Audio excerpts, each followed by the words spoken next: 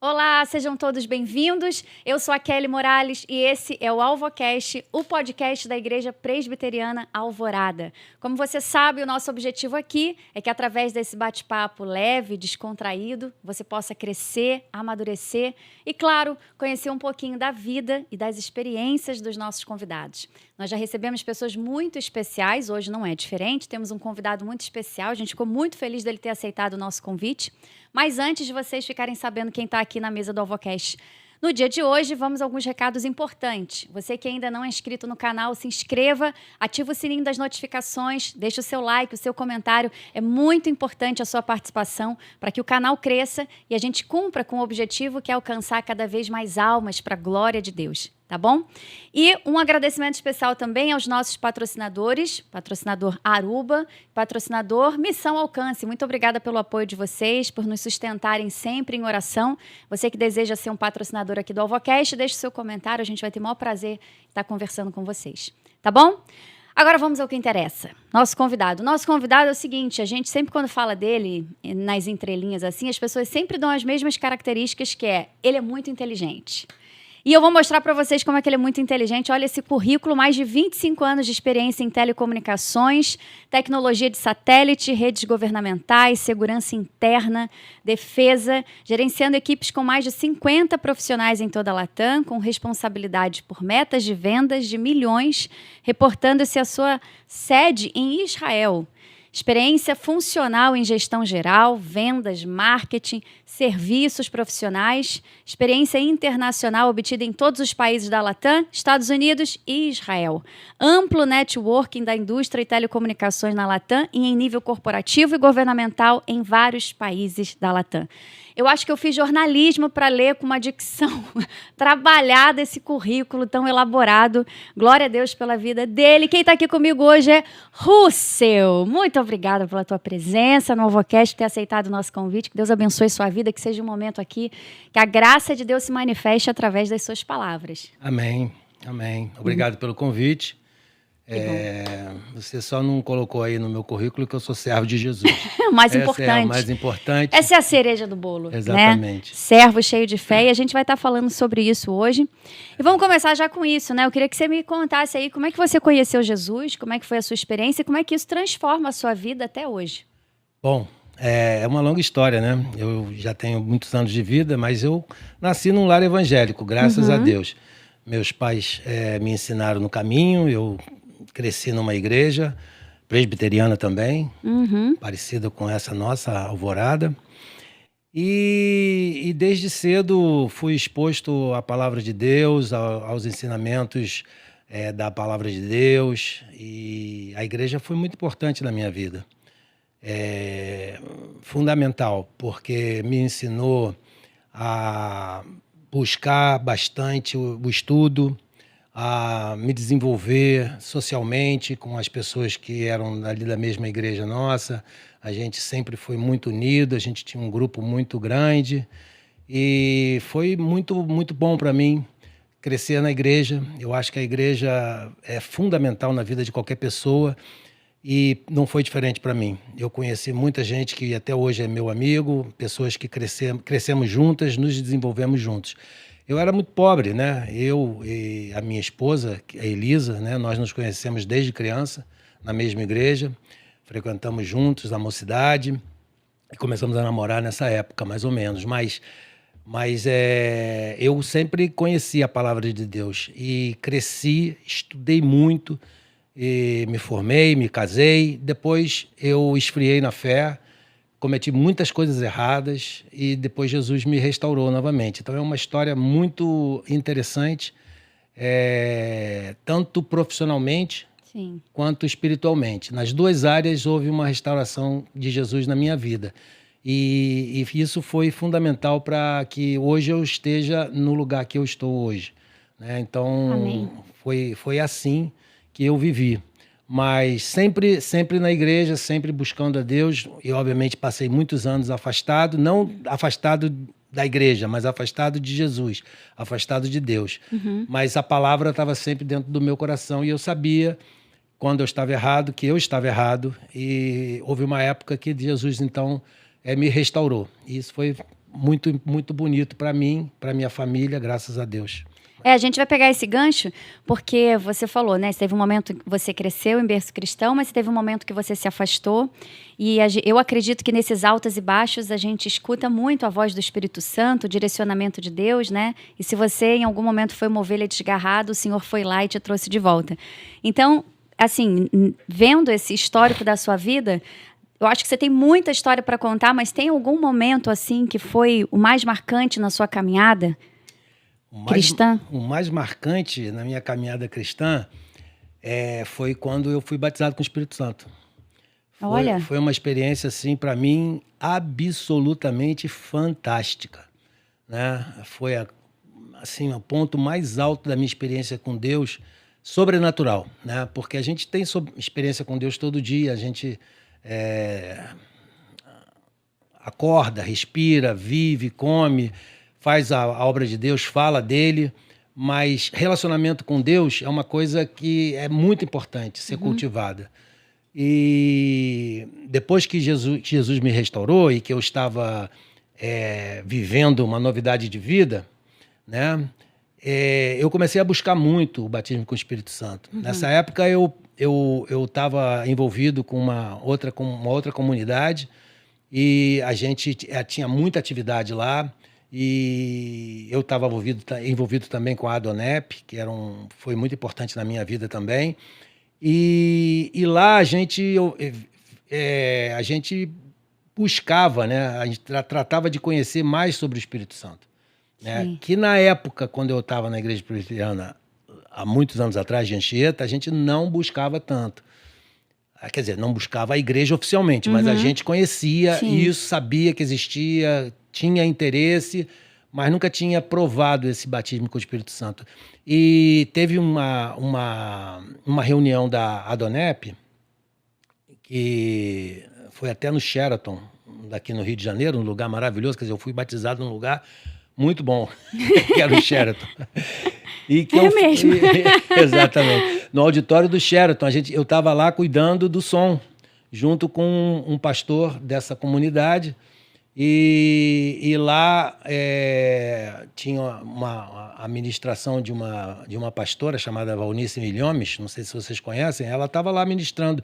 E nesse dia eu recebi o batismo com o Espírito Santo. Mas não foi ainda esse o momento maior. O momento maior foi quando eu voltei para casa, que eu comecei a louvar a Deus na minha cama, ajoelhado. Eu acho que eu fiquei ali uns 30 minutos, 1 hora, num nível de adoração que eu acredito que tenha que ser o nível de adoração que a gente tem todo domingo na igreja. Pelo menos seria esse o ideal. Sim. A gente não tem isso, infelizmente.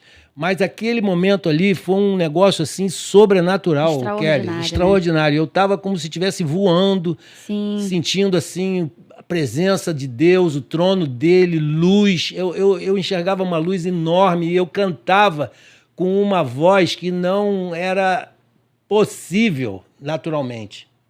Era assim uma coisa sobrenatural. Isso foi aonde você estava?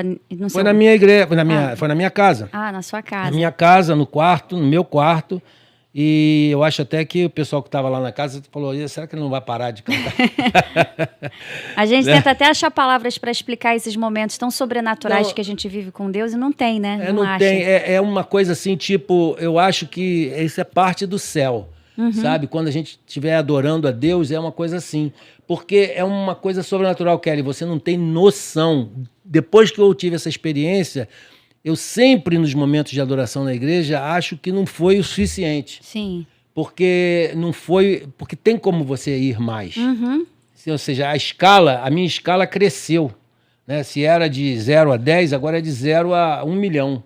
Porque aquilo ali é uma coisa absolutamente fantástica. E depois que a gente tem experiências assim com o Senhor, que a gente sente ali a presença real do Espírito Santo, a gente não se acomoda em voltar ao antigo eu, né? A gente quer ter novas experiências, subir de patamar, igual videogame, a gente quer avançar de fase. É outro patamar. Isso que eu passei foi outro patamar. Essa foi a minha maior experiência. Eu me lembro que era eu não sei que dia era da semana, mas foi uma coisa assim fantástica e eu estava totalmente ligado com Deus, assim, de uma forma direta. Sensacional. Que eu não consigo te explicar. E eu, às vezes, até falo para as pessoas sobre isso, às vezes no círculo nosso profissional, né, que existe condição de o homem estar em contato com Deus, mas é absolutamente provar na terra o céu. Sim. O contato com Deus. É o céu na terra, né? É o céu na E tanto terra. fala, é Muito verdade. bonito. Você falou aí sobre relacionamento com o Senhor, que tem que ser algo constante, é uma coisa que a gente tem que ficar cultivando, né? Porque senão a gente vai esfriando na fé mesmo, esfriando no relacionamento, a nossa busca passa a ser diminuída por conta do corre-corre do dia a dia, das circunstâncias, dos problemas. Então, relacionamento é algo que a gente tem que ficar cultivando, regando sempre como se fosse uma planta. E eu vejo assim, quando eu li o seu currículo, eu falei, gente, ele tem uma vida agitada, ele tem uma vida cheia, não tem uma vida calma, né, de trabalho. Alguém chegou aqui no AlvoCast. Eu queria saber isso, como que você consegue, o que que você faz? Talvez seja até uma ajuda para quem está em casa com uma rotina também puxada. Como que você faz para equilibrar a sua vida cristã, o seu momento com Deus, com as suas responsabilidades, trabalho, família? Eu acho que é tudo uma coisa só. Tem gente, eu tenho visto na minha área profissional, muitas pessoas que quando você fala de Deus, ele não quer ligar uma coisa a outra. Ele quer manter a sua carreira profissional separada da sua carreira espiritual. No meu caso, não. O meu conselho é que você tenha uma vida integral. Quando você está trabalhando, você também está falando com Deus, você também está se relacionando com Ele, você... É claro que é como se fosse uma multiplexação, né? É um termo de telecomunicações que significa que você está fazendo coisas ao mesmo tempo. Ah, sim. Né? Você está multiplexando o seu tempo. Então você olha para isso, olha para aquilo, olha para aquilo, olha para aquilo, olha para aquilo, e você fala com Deus, você fala com o cliente, você faz uma planilha Excel, você faz uma proposta e você fala com Deus, e você faz uma proposta, você fala com Deus. Então não é assim, tipo, agora eu vou falar com Deus, vou parar. É claro que a gente faz isso quando a gente vai dormir, quando a gente acorda, mas durante o dia você tem que estar em contato com Deus o tempo todo. É trazer Deus para onde você está, exatamente, né? porque exatamente, você tem que estar trazendo Deus para o seu trabalho, né? Então, esse é o conselho que eu dou para as pessoas, porque você tem que estar o tempo todo em contato com Deus. Se você não estiver em contato com Deus, não olhar esse farol que é Deus para a sua vida, você pode se perder. Sim. Né? É verdade. A gente se perde, né? Porque o mundo jaz no maligno e tudo é muito atrativo lá fora, tudo te distrai muito fácil, né? Então, para a gente ter esse relacionamento constante, é um desafio. E dentro desses desafios da vida cristã que a gente vai enfrentando, né? Em relação ao seu trabalho, assim, como que você usa a sua fé para influenciar aquilo que você faz? Primeiro explica pra gente o que você faz, porque eu li um currículo lindo, mas eu não entendi absolutamente nada do que estava escrito ali. Tá bom. E assim como eu, acho que muitas pessoas. Então, explica o que você faz e como que a fé atua nessa área. Antes de explicar o que eu faço, deixa eu te mostrar mais ou menos a minha carreira como foi. Porque eu, não tinha pais, meus pais... Quer dizer, meu pai morreu muito cedo, minha mãe me ajudou, era viúva, meus avós me ajudaram muito, me abençoaram muito, eu morei com eles durante muito tempo. Mas assim que eu pude, eu queria me casar com a Elisa e eu precisava trabalhar. E eu comecei a trabalhar muito cedo. Eu sou fruto de muito esforço e por isso eu acho que muita gente que não tem assim tanta oportunidade, que não nasceu no berço de ouro como eu não nasci, você tem uma única opção, que é estudar. E você tem que ralar, tem que estudar muito. E eu estudei muito mesmo. E fiz escola técnica, saí da escola técnica, trabalhei numa empresa multinacional, estudei inglês, comecei nessa empresa, depois de 2 anos e meio casei com a Elisa, e continuei nessa empresa. Depois passei a ter uma empresa onde eu era sócio, que foi uma empresa que cresceu bastante, depois teve uma derrocada grande. Eu acabei saindo dela em 95, porque Deus me mandou sair. E aí comecei a trabalhar com empresas multinacionais. E a minha formação, eu sou engenheiro, né? Mas eu não atuo como engenheiro, eu atuo como executivo. Eu aprendi, eu tive muito relacionamento com empresas lá fora, trouxe muita empresa para cá, para a América Latina, para o Brasil, principalmente no início, trazendo equipamentos de telecomunicação que são importantes para as empresas de telecomunicações. Então, eu tive a oportunidade de trabalhar, por exemplo, na Sprint, quando eu abri o escritório dela aqui no Rio de Janeiro, de trazer os serviços da Sprint para cá, para o Brasil. Na época não tinha internet ainda. Eu trouxe a internet para o Brasil. É importante eu falar. sou um dos responsáveis pela internet no Brasil. Que legal. Porque naquela época não tinha internet, em 95.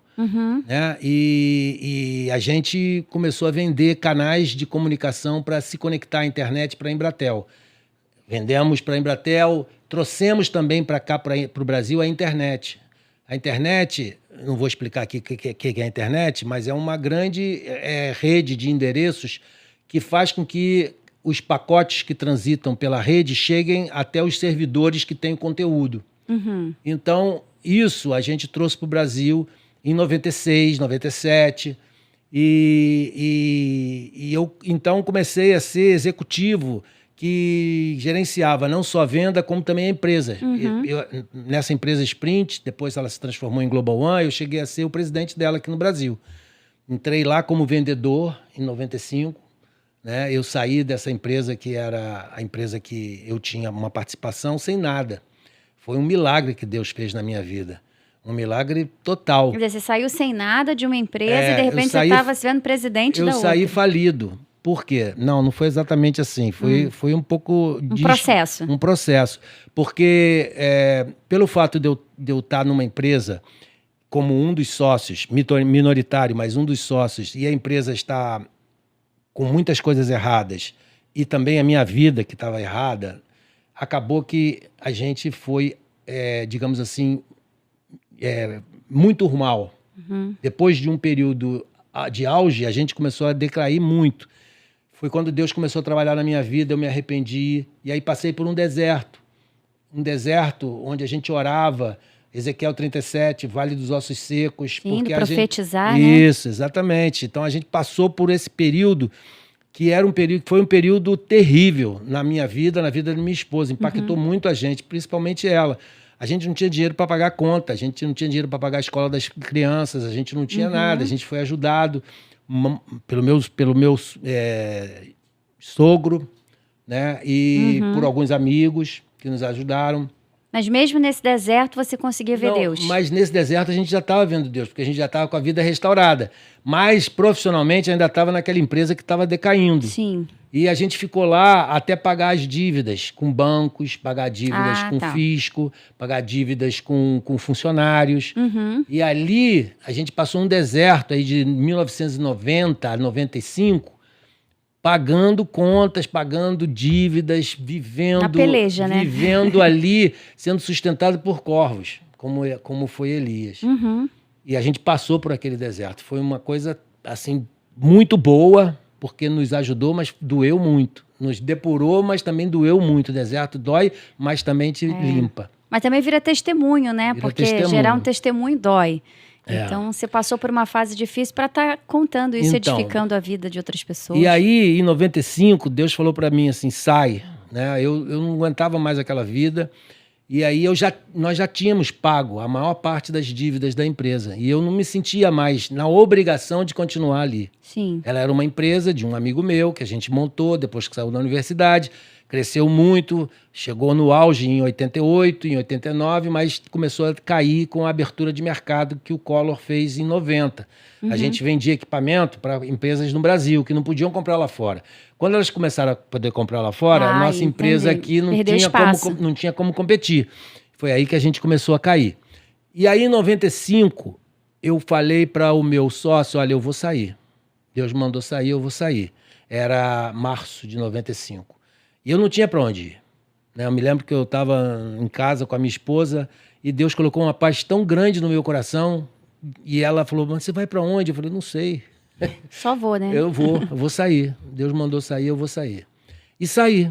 E o meu sócio, que era um cara muito preocupado com a empresa, obviamente, porque ele era um acionista majoritário, ele falou, olha, você pode sair, mas fica 90 dias aqui comigo, porque eu preciso pegar os contatos das empresas lá fora, que você é o cara que faz o contato. Então eu preciso pegar esses contatos, vou colocar uma pessoa no teu lugar. Eu falei, tá bom, eu fico 90 dias aqui. A gente não ganhava salário naquela época. A gente ganhava R$50 por semana para fazer a feira.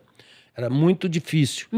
Né? Eu me lembro disso. E eu falei para ele, tá bom, eu fico. E ele falou assim, tá bom, mas tem outra coisa, você tem que deixar teu carro. Porque a gente ainda tem algumas dívidas e eu vou precisar do teu carro para pagar algumas dívidas. O carro não era muito importante, porque as dívidas eram maiores. Muito maior, né? Eu falei, tá bom. E saí sem nada. Só que eu comecei, em março, abril e maio, a procurar um emprego. Eu falei, eu tenho que arrumar um emprego. E comecei a conversar com as empresas lá fora que eu conhecia.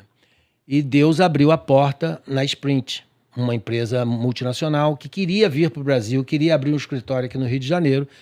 E para você ter ideia, eu fiquei 3 meses nessa empresa e quando deu junho, março, abril, maio, junho, eu viajei lá para fora com o meu sócio, ex-sócio, e o cara que ia ficar no meu lugar para apresentar ele às empresas lá. E na mesma semana eu comecei lá, na mesma cidade que eu estava nos Estados Unidos, Washington, tá? Em Reston, numa empresa chamada Sprint, que me contratou para o Rio de Janeiro. Então não fiquei um dia sem desemprego. Eu saí em março sem saber para onde eu ia e em junho eu já estava começando nessa empresa. Eu comecei aqui no Rio de Janeiro sem ninguém, só eu, né? Numa sala assim como essa, lá em frente ao Santos Dumont, né? Naquele edifício Orly. E como Deus me abençoou muito. Porque quando você está na santidade, a bênção de Deus vem. E eu me lembro que essa empresa, Sprint, tinha um escritório em São Paulo e o escritório do Rio era eu. E tinham 5 pessoas em São Paulo e tinha eu aqui no Rio. 6 pessoas no Brasil. E eu comecei eu fiz a maior venda da empresa em 95, no ano que eu comecei para uma empresa. Esse ano foi bem importante, né? Muita coisa aconteceu. Eu fiz uma venda para uma empresa que existe até hoje. Se você buscar aí, você vai ver, que é a RTM, que é a Rede de Telecomunicações para o Mercado. Eu tenho um amigo lá ainda, chama André Melo. Ele me conhecia, mas ele não me conhecia como ele me conhece hoje. Ele só ouviu falar de mim quando eu estava ainda na empresa anterior que eu tinha. E ele me procurou e ele falou, eu tenho um problema. Todas as instituições financeiras do Brasil, do Rio e São Paulo, elas precisam falar entre elas. Naquela época não tinha internet ainda, tá, pessoal? Elas precisam falar entre elas, porque elas precisam compensar cheque, precisam fazer um monte de coisa. E o que acontece é que eu estou ficando maluco, porque tem muita instituição financeira e eu tenho que contratar uma linha da Embratel entre cada uma delas. Então você imagina, mais de 100 instituições, cada instituição tinha que ter 99 linhas para outra, para poder falar com a outra. Era uma coisa enorme. Eu estou dando assim um número de exemplo. Não sei, não me lembro direito quantas eram. Sim. Eu me lembro que eu falei para o André, eu vou resolver o teu problema. Eu desenhei para ele uma nuvem no papel e falei, você vai ter uma conexão de cada instituição com essa nuvem. E na nuvem elas vão se falar. Ele falou, isso é possível? Eu falei, sim, é possível. E foi assim que eu vendi para ele uma rede. A primeira rede de telecomunicações da RTM foi eu que vendi. E foi um contrato enorme. O meu presidente ligou de São Paulo e falou, você tá maluco, cara? Você tá vendendo uma rede, a gente não entende disso. Eu falei, deixa que eu faço tudo.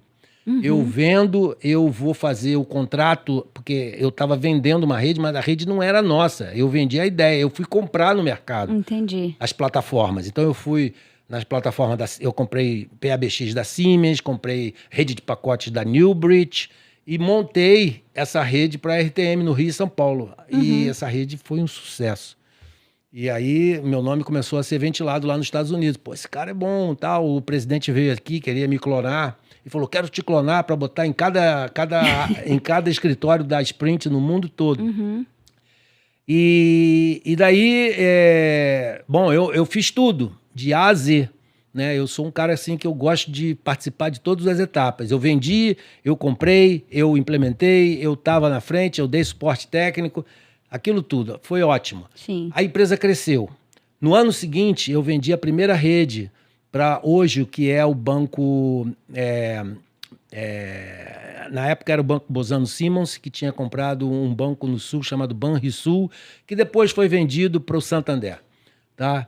Mas na época, hoje é Santander, mas na época era o Bozano Simons ali no Rio Branco, a sede deles. Eles chegaram para a gente e falaram, a gente precisa de fazer uma rede, porque a gente comprou o Santander, o Banrisul, lá no Rio Grande do Sul, e eles têm uma rede obsoleta, eu preciso fazer uma rede nova. Isso foi em 98. Estava antes da privatização das telecomunicações no Brasil.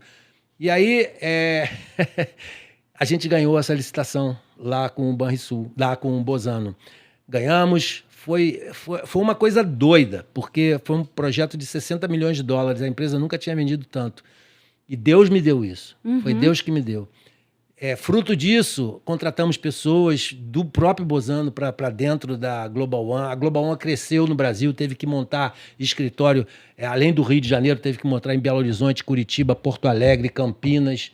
Tudo isso cresceu. E junto com isso, a gente trouxe a internet. Sim. A gente trouxe os nós de internet. A gente era comprado pelos provedores na época de internet que existiam. Não sei se vocês lembram, mas em 98, 99 começou a ter muito provedor de internet.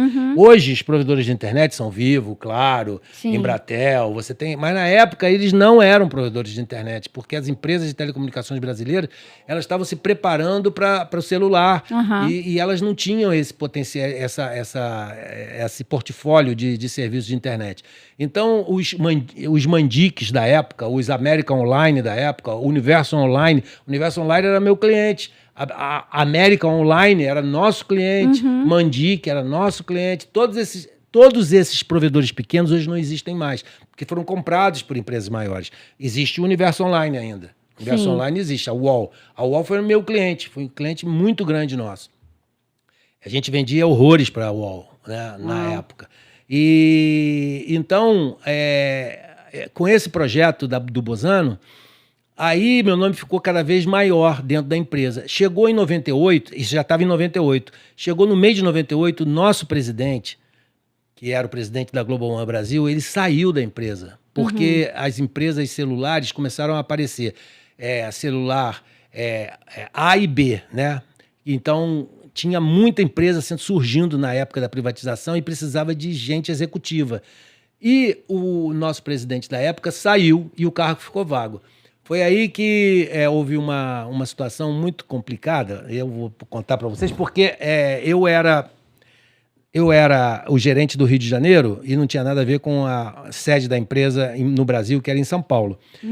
E lá em São Paulo, além do presidente, tinha um diretor comercial, que na época já era meu chefe. Porque quando eu entrei em 95, o meu chefe era o presidente. Mas depois ele viu o meu potencial e ele falou, eu tenho que frear esse cara. Ele botou um cara entre eu e ele, que era diretor comercial e meu chefe.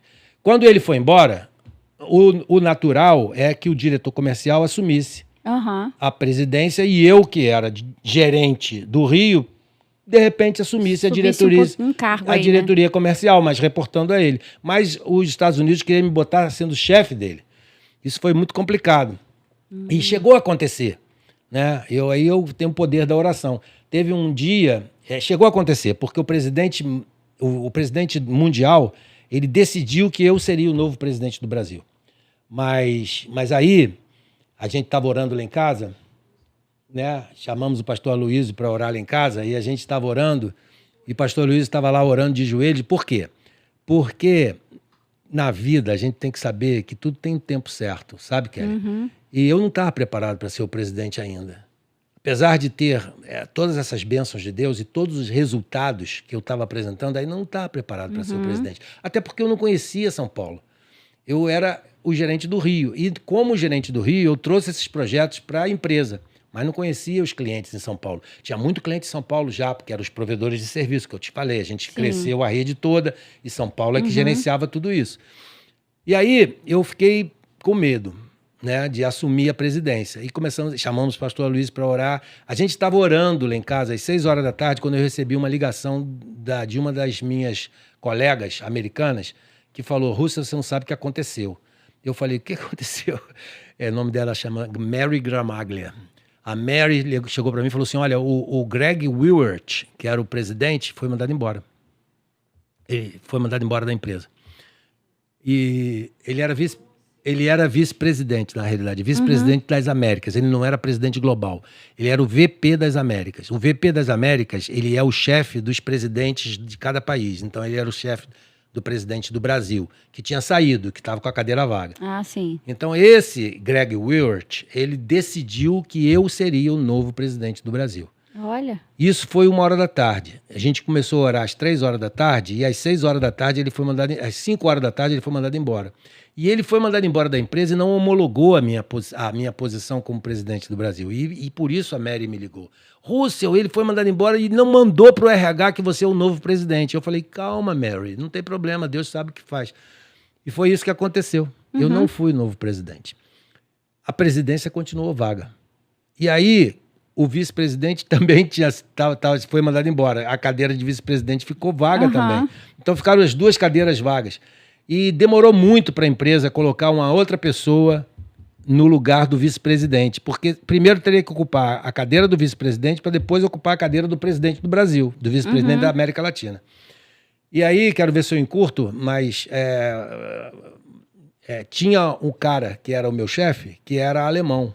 Ele é um descendente de alemão. E ele começou a me perseguir, porque ele viu que eu tinha... Ele soube que o cara tinha me indicado, e ele começou a me perseguir. Mas Deus é que é o meu defensor, e contra mim ele teria que vir, Deus não ia deixar. Sim. E o que aconteceu foi que, depois de 3 meses, essa cadeira de vice-presidente das Américas foi ocupada por um alemão, que veio da Alemanha, um cara chamado Detlef Speng. E aí o alemão daqui do Brasil falou, agora é fazer barba, cabelo e bigode. E começou a falar mal de mim para ele, dizendo que eu não era bom, que eu não trabalhava em teamwork, que eu não tinha resultado, um montão de coisas. E eu fiquei calado. E eu sabia disso tudo porque a secretária do cara lá, que continuou, e ela era minha amiga, ela me dizia, olha, o cara tá falando mal de você e tal. Deixa estar. Passou o tempo, esse Detlef veio ao Brasil, me entrevistou o alemão, entrevistou uma outra pessoa e voltou para lá, para os Estados Unidos, sem decisão. A gente não sabia o que ia acontecer. Nessa época, a Claro me fez uma oferta. A Claro, né, quando começou, chamava BGP. Ela não chamava Claro, em 98. E me chamou para ser gerente corporativo, gerente do mercado corporativo da Claro. E aí eu recebi essa oferta, eu ia ganhar mais do que eu estava ganhando na Global One, no Rio de Janeiro. Né? O cara não decidia nada sobre a presidência, ele não decidia, ele veio aqui, voltou, ficou calado. Aí eu falei, quem me convidou foi o Zé Luiz, um cara que eu amo muito e que gosta muito de mim, eu também gosto muito dele, de telecomunicações. Ele me convidou, Russell, vem pra cá que eu preciso de você. Aí eu falei, vou ligar pro Detlef, vou dizer para ele, ó, eu tô saindo da Global One, não me considera mais como uma possibilidade. Aí eu liguei e ele falou assim, não vai embora não, que eu quero você. Eu vou pro Brasil semana que vem e aí você vai para São Paulo, que a gente vai sentar lá juntos. Aí eu falei, tá bom. E eu fiquei assim, sem dar resposta ao Zé Luiz, de ir para Claro ou não. Aí, na semana seguinte, o Detlef chegou, fomos todos para São Paulo. Eu fiquei lá, porque eu não tinha sala em São Paulo, eu fiquei lá sentado na recepção, esperando o Detlef me chamar. Né? E até que ele entrou, foi para a sala do presidente, estava vago, chamou o diretor nacional, o tal alemão lá de São Paulo, e ficou lá 1 hora com ele, né, na sala. E eu fiquei lá de fora esperando. Depois que ele saiu, esse alemão saiu disparado e foi embora para casa. Ele foi demitido. Ele foi demitido porque o Detlef disse que não gosta de trabalhar com pessoas que falam mal dos outros. Uau. Ele foi demitido naquele dia. E o Detlef me botou na posição dele, como diretor nacional. E trouxe dos Estados Unidos o Marco Sandoval, um chileno maravilhoso, que foi o presidente da empresa durante 1 ano e meio. E eu fiquei lá aprendendo com o Marco. Foi um período, então, que eu aprendi bastante, porque o Marco me ensinou muita coisa. Eu e ele ficamos em São Paulo, a gente ficava juntos à noite, conversando, porque a esposa dele não veio para cá. Mas aí eu vou te contar uma outra história, bem rapidinho, se eu tiver tempo. Tem tempo, com certeza. O que aconteceu? O Detlef me colocou na posição de diretor comercial e disse que ia trazer o Marco Sandoval. Ia trazer, do verbo no futuro, porque o Marco estava nos Estados Unidos com esposa, filho, mãe, cachorro, tudo lá. Até ele vir para o Brasil, demorou. E eu tive que sair do Rio e ir para São Paulo. E eu fui sozinho, eu me lembro que era um inverno, Lá um frio danado, e eu sozinho lá, não sabia o que fazer, porque eu não conhecia a empresa em São Paulo. Muita gente nessa época da empresa estava indo embora, estava largando a empresa, porque tinha muita vaga no mercado de telecomunicações. Sim. Tinha muita empresa surgindo, foi em 98. E eu já não sabia o que fazer, e eu estava sozinho. E o José Luiz, aqui da Claro, dizendo, você não vai vir, não? Aí eu pensei, falei, eu vou para Claro. Não vou ficar aqui, não. Eu tô aqui sozinho, tô aqui, eu não sei nem o que fazer. Todo mundo abandonando o barco, eu tô sozinho aqui, os clientes reclamando, eu vou embora. Aí falei, eu fiz um e-mail desse tamanho assim pro Detlef e pro Marco Sandoval, explicando as minhas razões e pedindo demissão. Aí eles aceitaram e eu saí da Global One, de São Paulo, e vim para o Rio. E foi para Claro. Para Claro. Trabalhei aqui em Botafogo. Só que eu fiquei 2 semanas trabalhando na Claro. E o Espírito Santo falando comigo, você não podia ter feito isso. É mesmo? Foi uma época... Eu me lembro que eu esmurrava a parede lá de casa, porque eu conversava com a Elisa, ela falava, você não podia ter voltado. E o Espírito Santo também falando, e eu falando, cara, eu amarelei, como é que pode? E os caras confiaram em mim, e eu larguei todo mundo lá. O que aconteceu? O Marco teve que largar a família dele lá e vir sozinho para o Brasil. Porque não tinha mais ninguém aqui. E aí eu cheguei e passei para o Marco um monte de currículo para ele. Ó, Marco, aqui, ó, contrata um desses aqui, você vai estar bem. Eu fiz o trabalho de RH para ele. E, inclusive, um dos pastores da igreja que eu trabalhava, eu até tentei empurrar esse pastor, que era técnico, para essa empresa, para a Global One. Cara, e eu ficava lá da Claro, porque a Claro não precisava de mim na época, porque a Claro estava começando ainda. E ela só tinha cliente pessoa física, não tinha cliente corporativo ainda. O Zé Luiz queria que eu fosse para lá para já ir desenvolvendo os produtos, mas ia entrar em operação mesmo 1 ano depois. E eu ficava lá na Claro, lá em Botafogo, sem saber o que fazer, ligando para a Global One para dizer ao pessoal, faz isso, faz aquilo, tal. Eu me lembro que eu tinha muito relacionamento com a minha equipe. E aí ficava fazendo isso e o Espírito Santo me apertando, até que eu não aguentei mais. E aí, 2 semanas depois, eu liguei para o Marco, lá em São Paulo, na Global One, falando, Marco, conseguiu achar uma pessoa? E aí ele deu uma resposta que está na palavra de Deus de José, quando o faraó falou, aonde nós encontraríamos alguém como você, com tal sabedoria? Né? Tá lá escrito isso. E o Marco Sandoval falou para mim assim, Russo, eu já entrevistei muita gente, mas não tem ninguém igual a você. Aí eu falei, Marco, isso foi um negócio fantástico. Eu falei, Marco, você quer que eu volte? Aí ele falou assim, você tá brincando? Aí eu falei, não, Marco, o Espírito Santo falou comigo, eu tenho que voltar, eu errei com vocês, eu tenho que voltar para ir. Aí ele falou, deixa eu falar com o Detlef Speng, com o alemão. Aí eu falei, ih, rapaz, agora não vai dar nada certo. Aí ele, meia hora depois, me liga e falou assim, olha, o Detlef falou para quando você quiser férias, você pedir, tá bom? Pode voltar. Glória a Deus. E assim Glória você voltou? Voltei, foi uma bênção. Fiquei lá 1 ano e meio com o Marco aprendendo. Depois de 1 ano e meio, o Marco que saiu, foi para a Telefônica. E o Detlef me promoveu a presidente. Fiquei naquela empresa mais 1 ano e meio, até que a empresa teve um merger com a Equant. E aí eu era um dos únicos executivos no mundo que tinha uma que chama de Golden Chain. Golden Chain é quando você quer amarrar a pessoa com a empresa para ela não sair. Como a gente estava fazendo um merger com a Equant, e a gente, não era um merger, a Equant estava comprando a Global One. Então, existe muita probabilidade dos executivos top da empresa começarem a procurar emprego, porque fala, pô, o cara tá havendo uma fusão e eles estão nos comprando, então se houver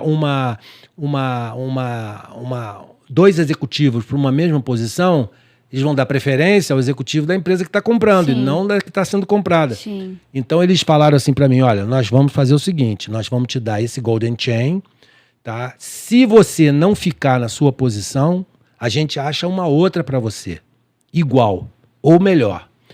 Se a gente não achar, a gente te paga esse valor aqui. Isso foi me dado em janeiro de 2001.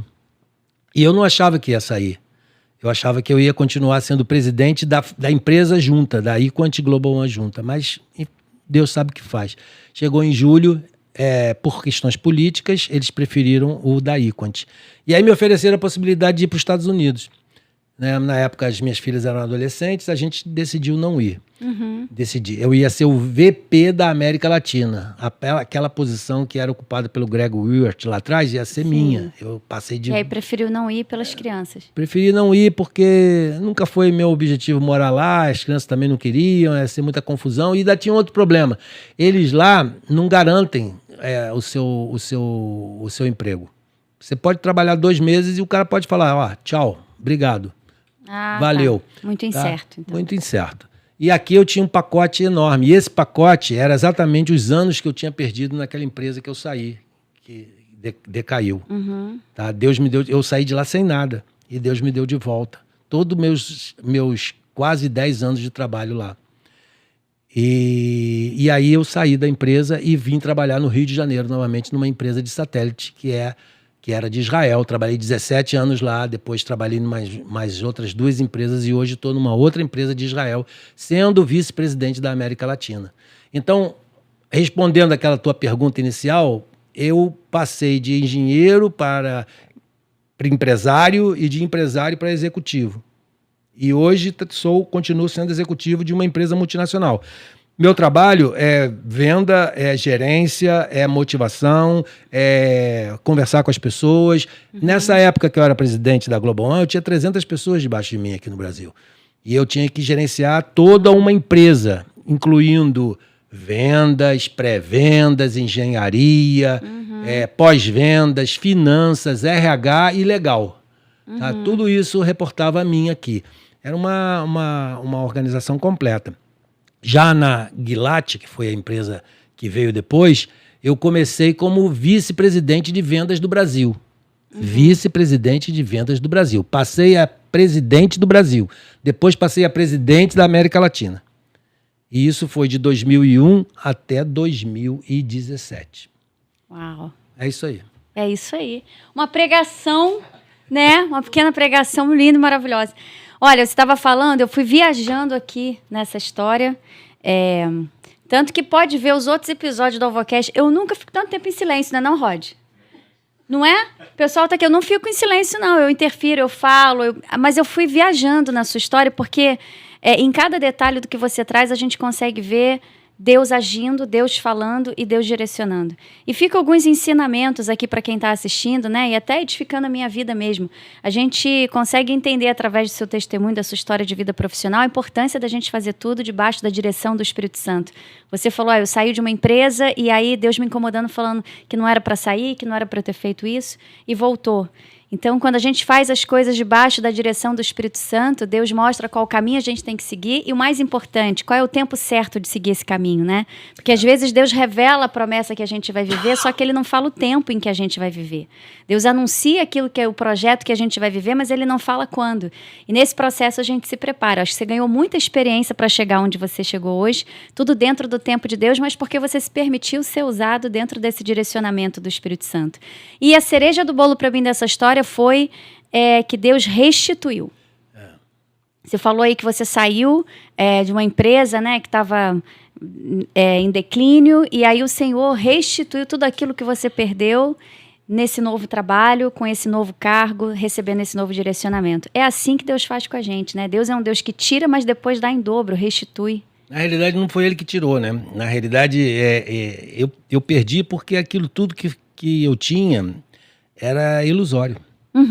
Porque é uma empresa que não estava vivendo de acordo com os princípios, os princípios de Deus e os princípios também humanos, legais.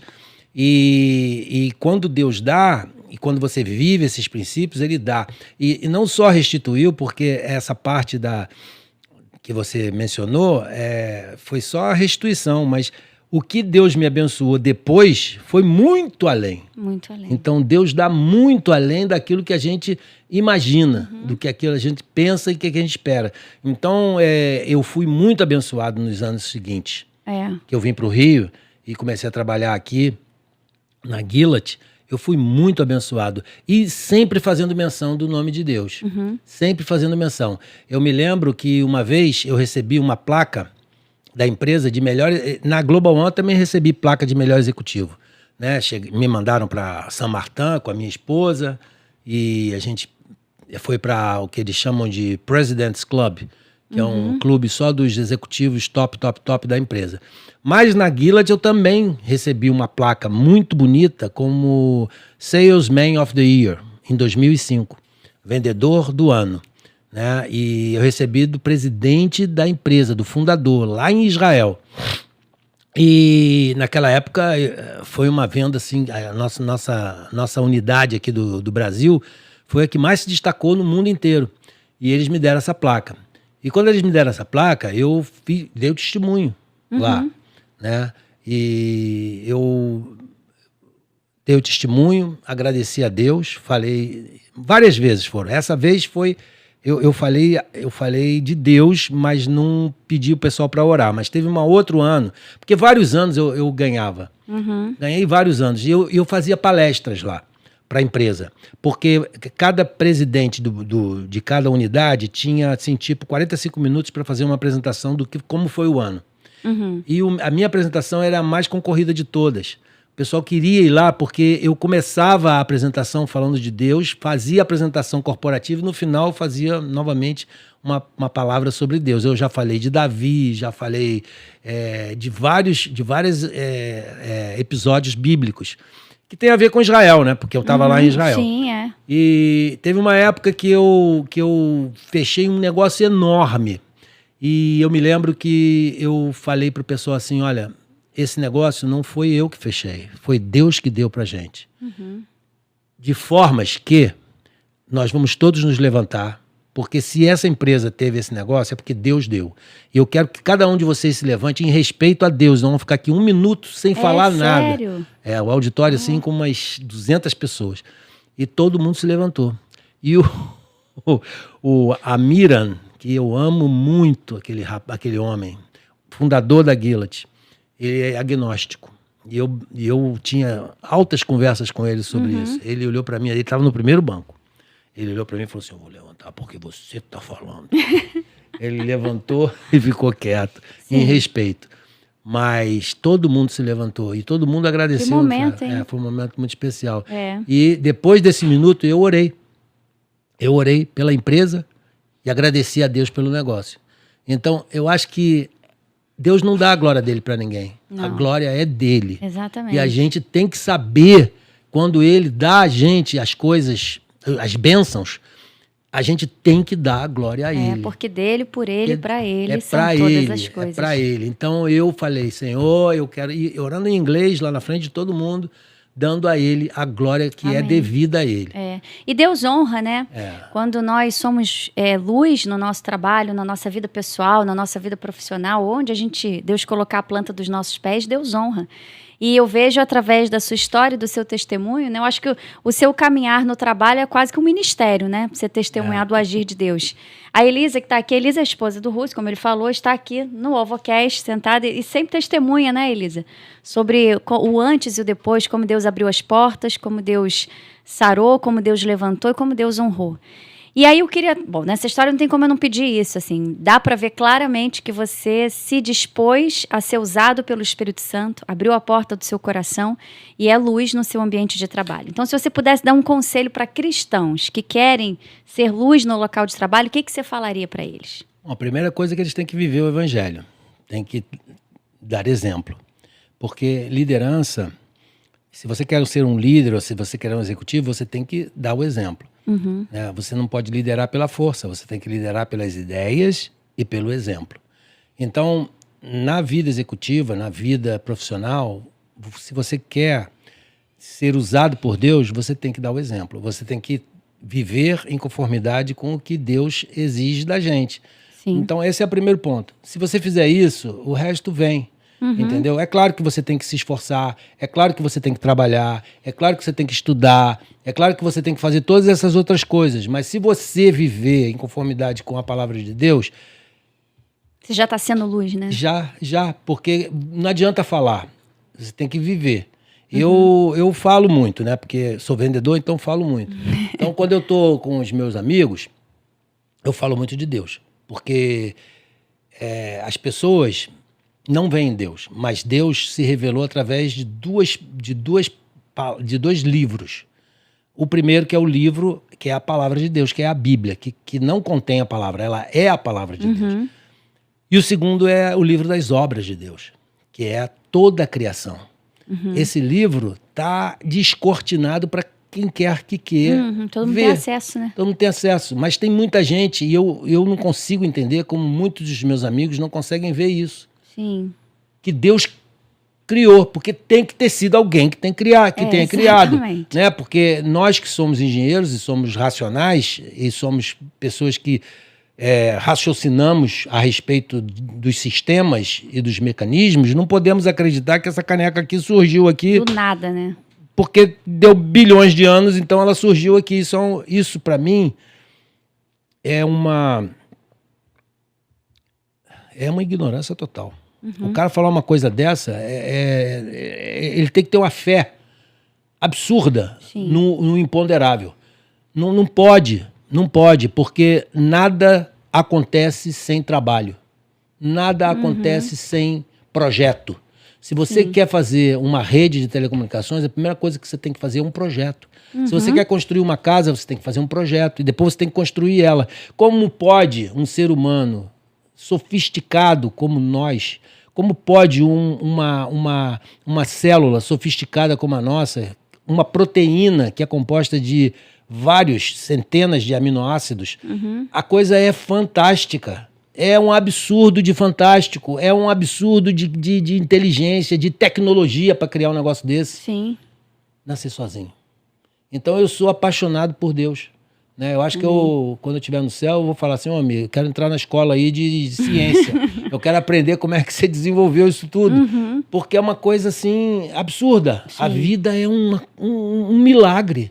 É um milagre porque nós não conseguimos explicar. Mas Deus sabe como ele fez. Sim. Deus sabe, Deus tem a tecnologia para isso, para desenvolver esses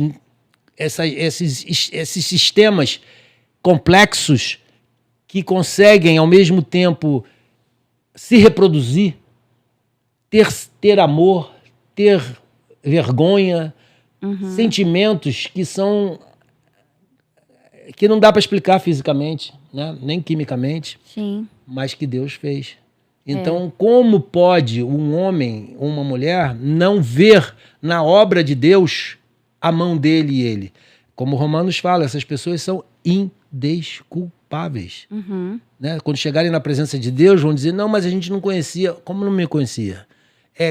Imagina se você chega para uma pessoa que fez uma pintura linda e ele quer mostrar o trabalho dele e você fala, isso surgiu, não foi você que fez. Quer dizer, você desonra o artista, né? Você não dá o crédito ao artista. E muitos homens, muitas mulheres, infelizmente, não dão crédito ao artista. Hoje passa despercebido tanta coisa que é o agir de Deus, né?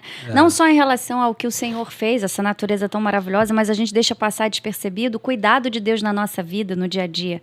O fato da gente estar aqui, ter chegado aqui em segurança, né? O fato da gente conseguir comer alguma coisa e sentir o sabor.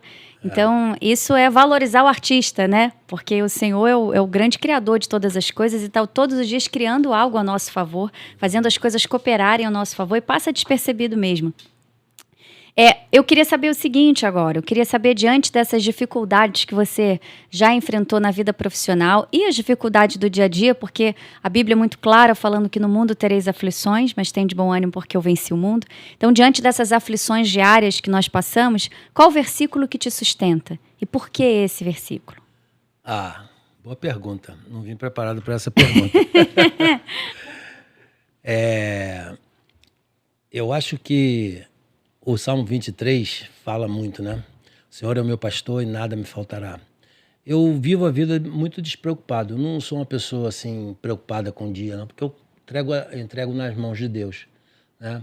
E sei que Ele vai me sustentar. Isso não significa que eu tenha que ser leniente, que eu tenho que ser descansado a ponto de não fazer o que eu tenho que fazer. Porque Deus faz o que a gente não pode fazer. Mas o que a gente não pode fazer, se a gente confiar nele, ele faz. Então esse versículo para mim é fundamental. É muito bonito. Tem outros mais, eu não sou uma pessoa que lembro de cabeça, você agora me fez uma pergunta. Mas esse é maravilhoso, o Senhor é meu pastor e nada me faltará, diz muita coisa. O Senhor é meu pastor, nada me faltará. Isso aí. Eu não sei se tem esse I aí. Eu também acho que não sei agora. Acho que não tem, não. O Senhor é meu pastor, nada me faltará. É isso. É uma afirmação.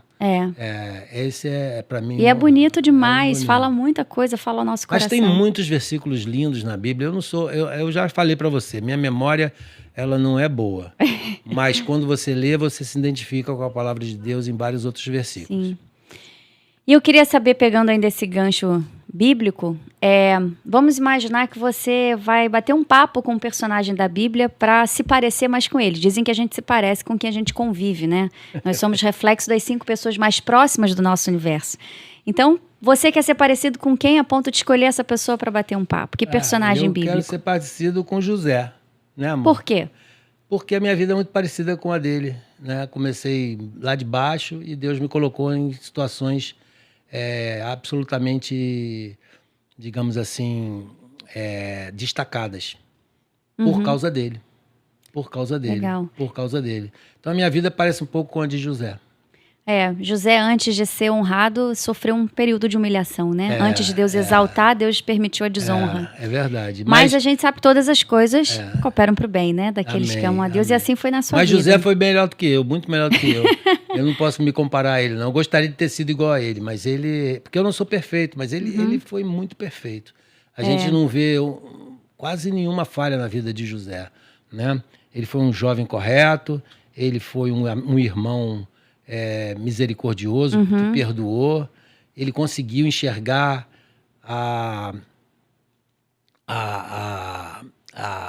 o projeto de Deus para a família dele através dele, né? Ele honrou o pai, Sim. honrou a Deus, né? Honrou ao faraó. Foi uma pessoa que deve ter sido invejada por muita gente, Sim. né? Por causa e ele honrou a Deus. Ele não era uma pessoa de dizer, eu sou o cara. Não. Então, ele foi muito melhor do que eu. Não tem nem como comparar. As histórias são parecidas, mas o personagem José, eu tenho que tirar o chapéu para ele. E a gente vê a bondade de Deus sendo derramada na vida de José, né? Mesmo em alguns momentos da história, quando a gente lê, você que ainda não leu a história de José, leia, é incrível. A gente tem a leve sensação de que Deus sumiu por alguns segundos, né? Gente, mas ele foi vendido, gente, mas enterrou ele, gente, né? A gente tem a sensação de que Deus não estava ali. Mas no decorrer da história a gente percebe o contrário, que o Senhor sempre esteve. Então é a bondade do Senhor sendo derramada ali na vida de José o tempo inteiro.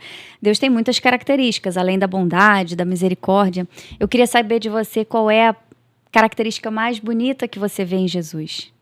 Uau, Jesus é o cara. Jesus, tem aquela música do Thales Roberto que a gente estava cantando esse dia. Jesus, ó meu Jesus, o que é que eu vou falar de ti? O que eu vou falar de Jesus? Que vai falar que me justificou, que me comprou e que me fez filho de Deus.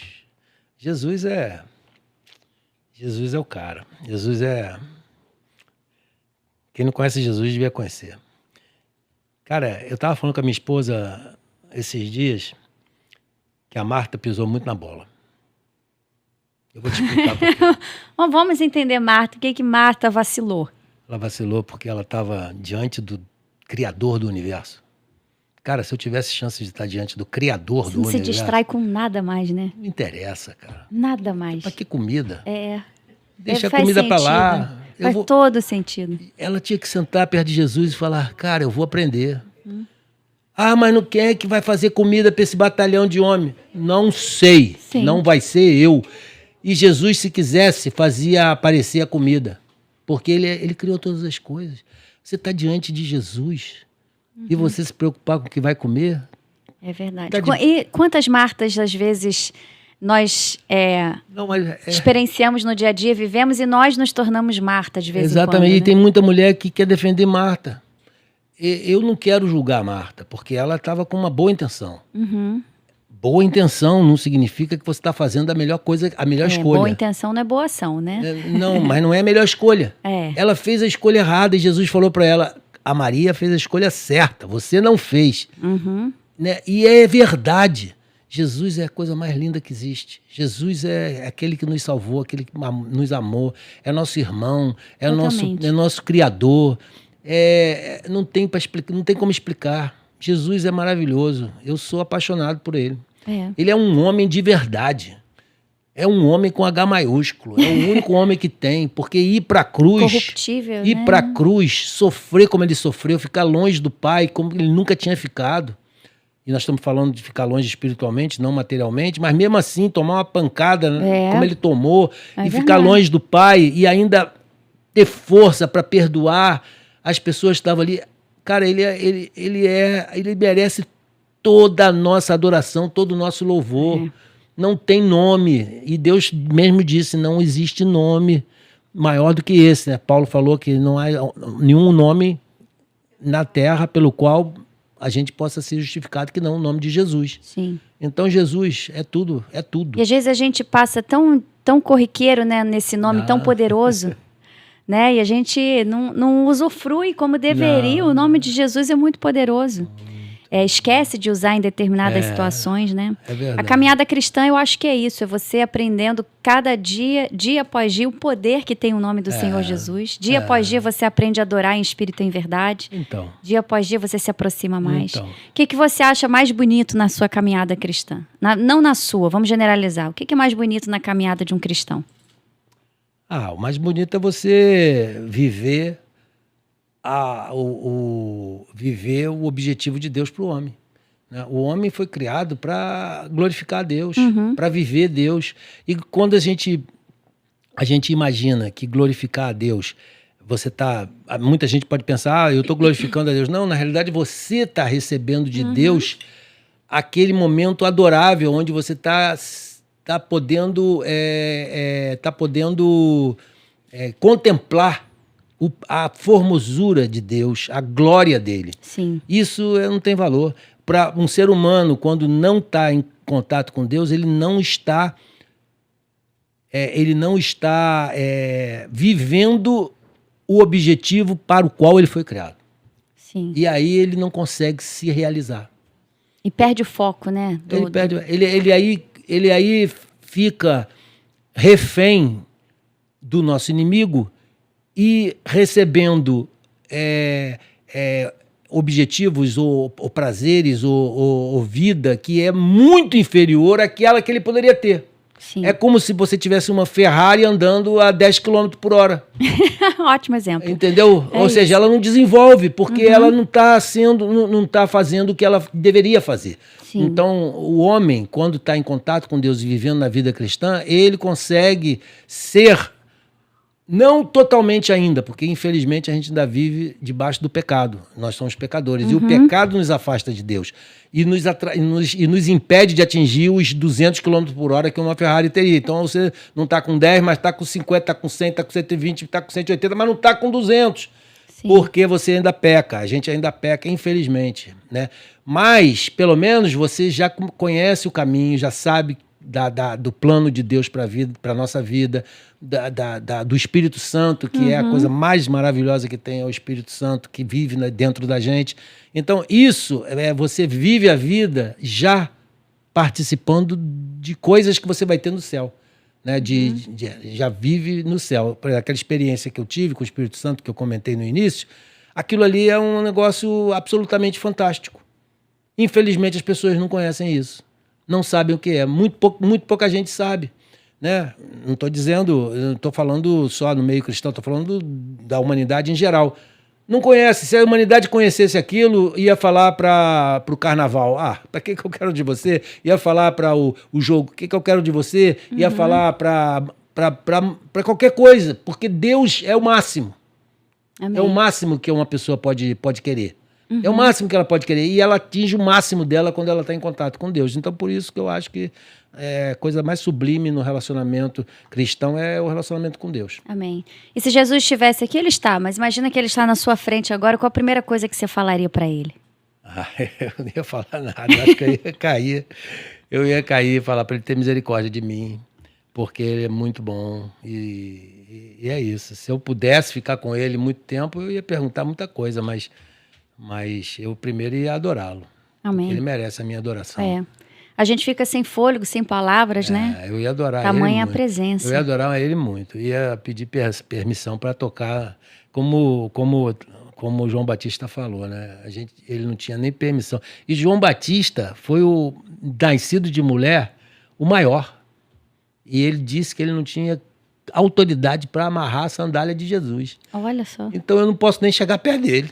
É verdade. Eu tenho que ficar bem longe. Se João Batista, que é o maior entre os homens, não podia fazer isso, e ele se gastou Sim. para Jesus, né? Se ele é o maior, se eu tivesse frente de Jesus, eu acho que essa colocação sua aí é uma hipótese que, se acontecer, eu vou ficar muito feliz. Mas o que eu vou fazer? Eu vou ficar em êxtase. É verdade. Muito feliz. Quanto tempo eu tô aqui? Só? Tem mais perguntas para fazer. Vamos lá, tem algumas perguntas para fazer. Eu queria saber de você o seguinte: qual é a importância da igreja na vida de um cristão, na sua opinião? É tudo. É muito importante. Na minha vida, por exemplo, se eu não estivesse na igreja, eu talvez fosse hoje eu estivesse em outro lugar. Acho que a igreja teve uma contribuição grande no seu crescimento como cristão. Como cristão, como formação, como jovem. As companhias são importantes, né? Então, as minhas companhias eram cristãs. A gente ia para a igreja, a gente jogava ping-pong na igreja, a gente brincava, a gente saía junto, a gente estava sempre junto. Eu tocava violão e a gente cantava aquelas músicas na época que a gente chamava de corinho, e agora não é mais corinho, é louvor, mas a gente cantava muito, a gente passeava, a gente ia junto, fazia encontro de igrejas, a gente ia. Então, e a igreja foi fundamental. Foi fundamental, porque a igreja também nos ensinou a estudar, né? A procurar crescer estudando e não fazendo coisa errada. Então, eu acho que na minha vida a igreja teve assim um papel fundamental. Existem algumas pessoas, né, que a gente vê o relato delas, de que se afastam da igreja porque ficam decepcionadas ou com o pastor, ou com a doutrina da igreja, ou com o comportamento de algum irmão.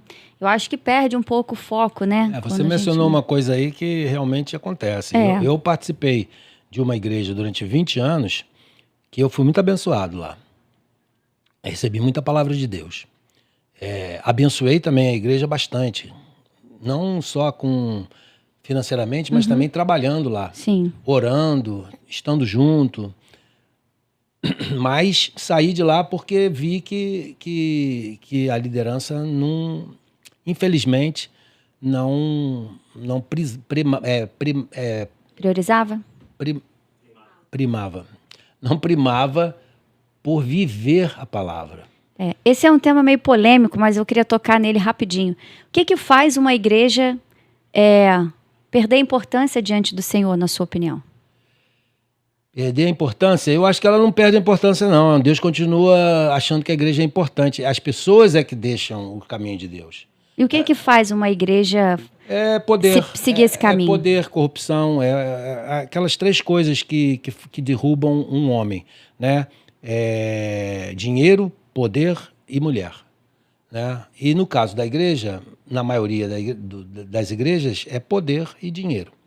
Infelizmente, é isso que acontece. Você acha que por isso as igrejas vão perdendo seu valor? Vão perdendo e isso mágoa muito as pessoas que estavam ali. Porque as pessoas estão ali debaixo de uma liderança que elas pensam que são lideranças corretas. E quando elas veem que não é correta, elas acabam transferindo para Jesus o erro desses líderes, mas não deveriam. Não são cristãos que ainda não estão totalmente maduros. Porque se um pastor ou um líder de uma igreja, ele faz uma coisa errada, ele tem que ser contestado diante da palavra de Deus. Foi o que eu fiz. Quando eu vi depois de muito tempo, porque é muito difícil também, você tem que respeitar o pastor, tem que ter respeito, mas depois de muito a gente ver e concluir que realmente aquilo estava acontecendo, a gente confrontou. Sim. E aí, se o pastor confrontado se arrepende e volta a praticar o que deveria praticar, ótimo, a gente continua ali apoiando. Sim. Mas se a pessoa contestada não aceita e diz que não existe isso, você então, infelizmente, sai daquele lugar. Só que você não tem que sair daquele lugar para ficar em casa. Porque o cristão não tem que ficar em casa, ele tem que estar numa igreja local, onde ele se alimente, onde ele trabalha, onde ele esteja sempre em contato com os irmãos, e foi isso que nós fizemos. Sim. Nós saímos e fomos para outra igreja. Mas muita gente nesse processo se perde. Muita gente nesse processo acaba transferindo para Jesus e para o Evangelho o erro daquele líder que errou com essa pessoa, Sim. entendeu? E aí, o que acontece? Fica em casa, esfria espiritualmente. Uhum. E acaba dizendo que, às vezes até sabe que não é Jesus que é o culpado, mas se esfria, porque diz, eu me decepcionei com essa igreja, não vou para mais nenhuma. Mas não existe também igreja perfeita. Uhum. Não existe igreja perfeita. Existe igreja mas obviamente existem igrejas que são totalmente erradas, porque não creem na palavra de Deus, outras que estão com lideranças que fazem coisas erradas, mas mesmo assim a palavra de Deus ali está certa, mas a igreja não tem transparência em várias áreas. E também existe aquelas igrejas que têm tudo direitinho, mas infelizmente, mesmo assim, elas estão quase lá, ganhando 100 na nota, mas estão com 90, porque ninguém é perfeito. Sim. Nenhuma igreja é perfeita. Mas é nessa igreja que eu quero estar. Como, por exemplo, a nossa agora, que é uma igreja totalmente cristocêntrica, tá? Onde Jesus é exaltado. Graças a Deus por isso, Graças a Deus por isso. Pela palavra de Deus que é pregada. E é isso. E é isso. Mas tem uma outra igreja que tem um louvor. Tá bom, pode ter um louvor maravilhoso, pode dizer, mas eu prefiro ficar com a palavra maravilhosa. É verdade. Entendeu? Eu prefiro ficar com isso. Então, a palavra, para responder a sua pergunta, a igreja é super importante. E as pessoas precisam entender isso e ter maturidade para separar, né? Até para orar pelos pastores que fazem isso, porque a gente até ora por eles. Porque são pessoas que fazem muito pela obra de Deus, mas que em algumas áreas deixam a desejar. E aí causam o afastamento de muitas pessoas da igreja. Sim, infelizmente. O lindo da Alvorada, né? Eu fico muito feliz de fazer parte de uma igreja como a Alvorada. É uma igreja que não negocia a palavra de Deus, né? E a gente tem visto isso com tanta frequência aí fora, né? Pessoas negociando a palavra de Deus ou para atrair mais pessoas, não julgando ninguém, né? Porque quem somos nós? Mas você ter uma igreja cristocêntrica, como você falou, é de extrema importância para a gente saber. Peraí, eu estou fazendo o que é certo diante do Senhor. Muito bom. Agora, você disse, a gente já está caminhando para o fim, mas você disse que passou um tempo da sua vida afastado, tinha uma vida que não combinava com a palavra de Deus, vamos dizer assim. E eu sei que às vezes pode ter algumas pessoas que estão nesse mesmo caminho, pessoas que se afastaram do Senhor, pessoas que estão tendo algum tipo de atitude, comportamento que não agrada a Deus. E você saiu de uma vida afastada do Senhor e voltou para os caminhos do Senhor. Então, você, mais do que ninguém, tem propriedade para falar isso. Eu queria que você desse um conselho, a câmera toda sua, para quem está afastado do Senhor e deseja voltar. Está perdendo tempo. Está perdendo tempo, tá naquela parada militar que o cara fica marchando no mesmo lugar, sabe? Ou então andando para trás. A vida com Deus é a melhor coisa que tem. E sem Ele não existe nada, né? Jesus mesmo disse, sem mim nada podeis fazer. Então, o conselho que eu dou para você que está afastado de Deus se chegue mais para Ele. Naquela época, as pessoas, eu comecei a frequentar essa igreja que eu mencionei e foi muito bom para a minha vida, porque ali eu recebi muita palavra de Deus. E a palavra de Deus, ela é um instrumento que ela entra até separar juntas e medulas. Então, eu fui muito questionado ali e muito abençoado pela palavra que era pregada naquela igreja. De formas que o meu conselho para você que está longe de Jesus, volta para a igreja. Vem para a igreja, como você está. Porque você não vai conseguir se limpar e se salvar sozinho. Você não vai conseguir se restabelecer e viver uma vida nova em santidade longe da igreja.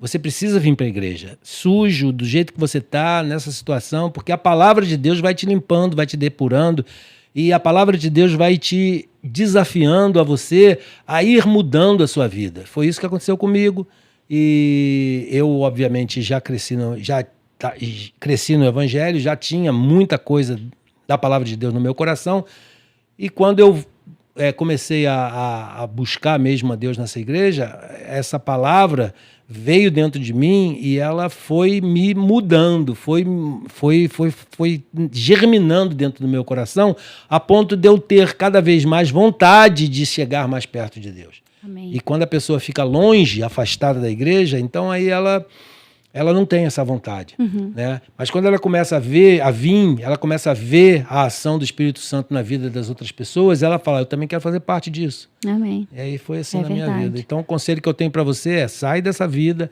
vem para a casa de Deus, vem do jeito que você tá, Deus vai fazer a obra em você, não vai ser de uma hora para outra, mas vai ser num processo, e você vai ver que a tua vida vai prosperar, espiritualmente, e também vai prosperar materialmente. Amém, porque Deus honra, né, de todos os lados. Muito bem, estamos chegando ao final de mais um AlvoCast, mas antes nós vamos fazer um quadro que se chama 7x7. Eu te entrego 7 palavras, você tem que definir elas, cada uma delas, com uma única palavra também. Então, por exemplo, defina Deus em uma única palavra. Por que 7x7? Porque você tem até 7 segundos para começar a falar. Tá bom? Então está aberto o quadro 7x7 do AlvoCast. Vamos lá, defina Deus em uma única palavra. Deus é tudo. Defina sua família em uma única palavra. Minha base, meu amor. A palavra mais bonita que você vê na Bíblia. Jesus. A coisa mais bonita da criação de Deus. Cara, é o átomo. Nunca ninguém respondeu isso aqui. É muita inteligência pro meu gosto. Muito bom. Ok. Define o tempo de Deus em uma única palavra. Deus não está limitado ao tempo. Deus está fora do tempo. O tempo existe só no universo físico, que tem 4 dimensões: largura, altura, comprimento e tempo. Deus está fora disso. Arrasou. Muito bem. Presença de Deus na sua vida em uma única palavra. Minha força vem de Deus. Amém. Muito bem, pessoal. Chegamos ao final de mais um AlvoCast. Muito bom, 7x7. Russo, eu adorei conversar com você. Obrigado. Ficaria aqui mais tempo. É um papo edificante, um papo abençoado. Dá para ver Deus na sua vida. Isso é um exemplo para a gente, né? A gente se espelha em você, na maneira como você adora, na maneira como você serve ao Senhor. Principalmente eu que estou mais perto do Russo, porque a gente se vê domingo na igreja, então fico muito feliz de estar no mesmo espaço de uma pessoa tão abençoada. Então, mais uma vez, muito obrigada pela sua presença aqui hoje, que Deus abençoe você grandemente, prospere tudo que você tocar e que você continue sendo um exemplo de servo do Senhor aonde você for. Amém, amém. Obrigado por me receber aqui nesse programa. Amém. E que seja muito abençoado e que muitas pessoas ainda venham aqui para testemunhar das obras de Deus na vida delas. Amém. Amém? Glória a Deus, e assim será em nome de Jesus. Você que ficou com a gente até aqui, muito obrigada pela sua companhia, pela sua audiência.